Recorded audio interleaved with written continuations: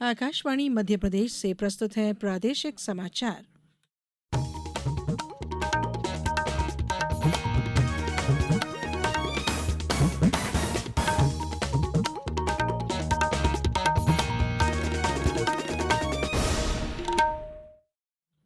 नमस्कार, समाचारों के साथ मैं धारणा सचदेव।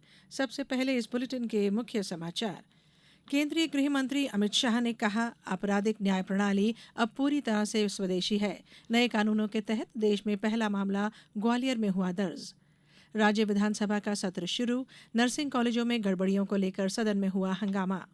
प्रदेश में बारिश का दौर जारी, मौसम विभाग ने कहा 3 जुलाई से और जमकर बरसेंगे बादल। और महिला क्रिकेट में भारत ने दक्षिण अफ्रीका को 10 विकेट से दी मात। अब समाचार विस्तार से। केंद्रीय गृह मंत्री अमित शाह ने कहा है कि आज से लागू हुए 3 आपराधिक कानून देश में सबसे आधुनिक आपराधिक न्याय प्रणाली का नेतृत्व करेंगे। उन्होंने कहा कि आपराधिक न्याय प्रणाली अब पूरी तरह से स्वदेशी है। श्री शाह आज नई दिल्ली में 3 आपराधिक कानूनों के बारे में जानकारी दे रहे थे। उन्होंने कहा कि इससे पहले केवल पुलिस के अधिकारों की रक्षा की जाती थी, लेकिन अब पीड़ितों और शिकायतकर्ताओं के अधिकारों की भी रक्षा होगी। नए आपराधिक कानूनों के तहत पहला मामला ग्वालियर के हजीरा थाने में दर्ज किया गया है। श्री शाह ने बताया कि भारतीय न्याय संहिता लागू होते ही ग्वालियर के हजीरा थाने में पहली एफआईआर बाइक चोरी की दर्ज हुई। इधर भोपाल के हनुमानगंज थाने में भी भारतीय न्याय संहिता के तहत पहली एफआईआर गाली गलौज की धारा 296 में दर्ज की गई। उधर श्री शाह ने कहा कि नए कानूनों में महिलाओं और बच्चों के खिलाफ अपराधों को प्राथमिकता दी गई है। श्री शाह ने यह भी बताया कि सामूहिक बलात्कार जैसे जघन्य अपराध के लिए अब 20 वर्ष की कैद या आजीवन कारावास की सजा होगी, जबकि नाबालिग से बलात्कार के लिए मौत की सजा दी जाएगी। श्री शाह ने बताया कि नए कानूनों में भीड़ की हिंसा के विरुद्ध भी प्रावधान है। मुख्यमंत्री डॉ. मोहन यादव ने कहा कि आज का दिन महत्वपूर्ण और ऐतिहासिक है। अंग्रेजों के समय से चले आ रहे 3 कानूनों को बदलकर प्रधानमंत्री मोदी के नेतृत्व में नई व्यवस्था का क्रियान्वयन आरंभ हो रहा है। राज्य विधानसभा के आज से शुरू हुए 19 दिवसीय सत्र के पहले ही दिन कांग्रेस के तीखे तेवर सदन में नजर आए। कांग्रेस के सदस्यों ने प्रदेश के कई नर्सिंग कॉलेजों में गड़बड़ियों के मामले को लेकर सदन में हंगामा किया। वे इस मुद्दे पर प्रस्तुत स्थगन प्रस्ताव पर सदन में चर्चा की मांग कर रहे थे। संसदीय कार्य मंत्री ने विपक्षी दल सदस्यों की मांग का यह कहते हुए विरोध किया कि यह प्रकरण न्यायालय में विचाराधीन है, इसलिए सदन में इस पर चर्चा नहीं हो सकती। दोनों पक्षों के शोर शराबे के बीच सदन की कार्यवाही स्थगित कर दी गई। इससे पूर्व सदन के पूर्व सदस्यों और अन्य कई विभूतियों के निधन के उल्लेख के साथ ही उन्हें श्रद्धा सुमन अर्पित किए गए। प्रदेश में सरकार के मंत्रियों के साथ अब विधानसभा अध्यक्ष नरेंद्र सिंह तोमर और नेता प्रतिपक्ष उमंग सिंघार ने भी फैसला किया है कि वे वेतन भत्ते पर लगने वाले आयकर खुद जमा करेंगे। यह विधानसभा सचिवालय से जमा नहीं कराया जाएगा। गौरतलब है कि राज्य मंत्रिमंडल की पिछली बैठक में फैसला लिया गया था कि मंत्रियों के वेतन भत्ते पर लगने वाले आयकर की राशि खुद मंत्री भरेंगे। प्रधानमंत्री नरेंद्र मोदी ने डिजिटल इंडिया पहल के सफलतापूर्वक 9 साल पूरा होने पर सराहना की है। सोशल मीडिया पोस्ट में श्री मोदी ने कहा, डिजिटल इंडिया सशक्त भारत का प्रतीक बना है, जो जीवन में आसानी और पारदर्शिता को बढ़ावा देता है।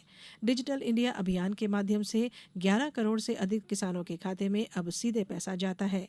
137 करोड़ से अधिक आधार नंबर तैयार किए गए हैं। डिजी लॉकर द्वारा 674 करोड़ से अधिक दस्तावेज जारी किए गए हैं। भारत नेट ने 6 लाख किलोमीटर से ज्यादा ऑप्टिकल फाइबर नेटवर्क बिछाया है। यूपीआई द्वारा 535 लाख करोड़ से ज्यादा का लेन देन हुआ है।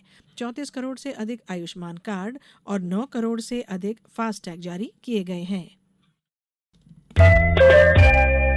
ये समाचार आप आकाशवाणी मध्य प्रदेश से सुन रहे हैं। हमारे समाचारों को अब आप कभी भी और कहीं भी अपनी सुविधा के अनुसार सुन सकते हैं। ये समाचार बुलेटिन YouTube, X प्लेटफॉर्म और Facebook पर AIR न्यूज भोपाल पेज पर सुने जा सकते हैं। इसके अलावा आप हमारी वेबसाइट newsonair.gov.in पर अथवा न्यूज ऑन AIR ऐप पर भी समाचार सुन सकते हैं।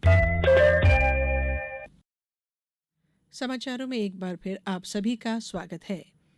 खंडवा में Madhya Pradesh power generating company के श्री सिंगाजी ताप विद्युत गृह दोंगालिया के अभियंताओं और कार्मिकों ने एक बार फिर कमाल दिखाते हुए 660 मेगावाट स्थापित क्षमता की यूनिट नंबर 3 को लगातार 200 दिन तक संचालित करने में सफलता हासिल की है। यह यूनिट 12 दिसंबर 2023 से बिना रुके हुए लगातार विद्युत उत्पादन कर रही है। यह अभी तक का सर्वश्रेष्ठ सतत विद्युत उत्पादन का नया कीर्तिमान है। कार्मिक लोक शिकायत और पेंशन राज्य मंत्री डॉक्टर जितेंद्र सिंह ने आज नई दिल्ली में पारिवारिक पेंशन भोगियों की शिकायतों के निवारण के लिए एक विशेष अभियान शुरू किया। पेंशन और पेंशन भोगी कल्याण विभाग ने पारिवारिक पेंशन भोगियों की शिकायतों के निपटारे के लिए 100 दिनों की कार्य योजना शुरू की है। इसी के तहत 1 माह का विशेष अभियान 31 जुलाई तक चलेगा। इस अभियान में 46 मंत्रालय और विभाग भाग लेंगे। अलीराजपुर जिले में एक साथ 5 शव मिलने से सनसनी फैल गई। पति पत्नी और 3 बच्चों के शव घर में फंदे पर लटके पाए गए। फिलहाल पुलिस हत्या और आत्महत्या दोनों का एंगल पर जांच कर रही है। पुलिस के अनुसार अलीराजपुर जिले के सोंडवा थाना क्षेत्र के गुनेरी पंचायत अंतर्गत ग्राम राउडी में किसान राकेश सिंह, उनकी पत्नी ललिता और उनके 3 मासूम बच्चों के शव घर में सुबह लटके मिले। बात मौसम की। प्रदेश में साइक्लोनिक सर्कुलेशन और टर्फ लाइन की वजह से बारिश का दौर चल रहा है। पिछले 24 से 48 घंटे में कई जगहों पर अति भारी बारिश भी हुई है। आज भी इंदौर, ग्वालियर, जबलपुर, उज्जैन सहित पूरे प्रदेश में भी मौसम बदला हुआ है, जबकि राजधानी भोपाल में रुक रुक कर बारिश हो रही है। मौसम विभाग भोपाल के सीनियर वैज्ञानिक डॉक्टर वेद प्रकाश सिंह ने बताया कि 3 जुलाई से बारिश का स्ट्रांग सिस्टम एक्टिव होगा, जिससे 15 जुलाई तक अच्छी बारिश होगी। महिला क्रिकेट में भारत ने दक्षिण अफ्रीका को चेन्नई में एकमात्र टेस्ट मैच में 10 विकेट से हरा दिया है। भारत ने पहली पारी में 603 का विशाल स्कोर खड़ा किया था, जिसके जवाब में दक्षिण अफ्रीका पहली पारी में 266 रन पर ही सिमट गई और उसे फॉलो ऑन खेलना पड़ा। दूसरी पारी में भी दक्षिण अफ्रीका मात्र 36 रन की बढ़त लेकर 373 रन पर सिमट गई। जवाब में भारतीय टीम ने दूसरी पारी में बिना किसी नुकसान के 37 रन का लक्ष्य आसानी से हासिल कर लिया। अब कुछ समाचार संक्षेप में। मंदसौर में नए कानून के बारे में प्रचार प्रसार कर आम लोगों को बताने और समझाने के लिए जिले के सभी थानों व जिला पंचायत भवन में जन जागरूकता कार्यक्रम का आयोजन किया गया। छतरपुर पुलिस लाइन में पुलिस अधिकारियों, न्यायालय अधिवक्ता संघ, अभियोजन अधिकारी, जनप्रतिनिधियों, इलेक्ट्रॉनिक प्रिंट मीडिया की उपस्थिति में नए कानून के संबंध में जानकारी देने जन जागरूक बैठक का आयोजन किया गया। सीहोर जिले के सभी अधिकारी कर्मचारी 3 जुलाई को अपनी मां के साथ अथवा स्वर्गीय मां की स्मृति में कलेक्टर कार्यालय परिसर में पौधारोपण करेंगे। रीवा के सिविल लाइन थाना में आज नए कानून के तहत पहली एफआईआर दर्ज की गई। एफआईआर रीवा जोन के आईजी महेंद्र सिंह सिकरवार ने दर्ज की। रायसेन के थाना कोतवाली परिसर में 3 नए कानून की जानकारी आम नागरिकों को प्रदान किए जाने का कार्यक्रम आयोजित किया गया। बालाघाट जिले के वारा सिवनी विकासखंड के ग्राम आलेझरी में one health one welfare practice camp का आयोजन किया गया। बैतूल जिले में हिट एंड रन के प्रकरणों में दावों को निपटाने के लिए समिति का गठन किया गया है। इस समिति के अध्यक्ष दावा निपटान आयुक्त के रूप में कलेक्टर होंगे।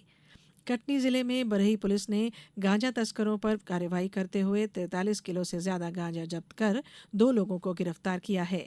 और आगरमालवा जिले के सोयत कला में हरिनारायण व्यास की स्मृति में 3 जुलाई को व्याख्यान और रचना पाठ का आयोजन किया जाएगा। अंत में बुलेटिन के मुख्य समाचार एक बार फिर।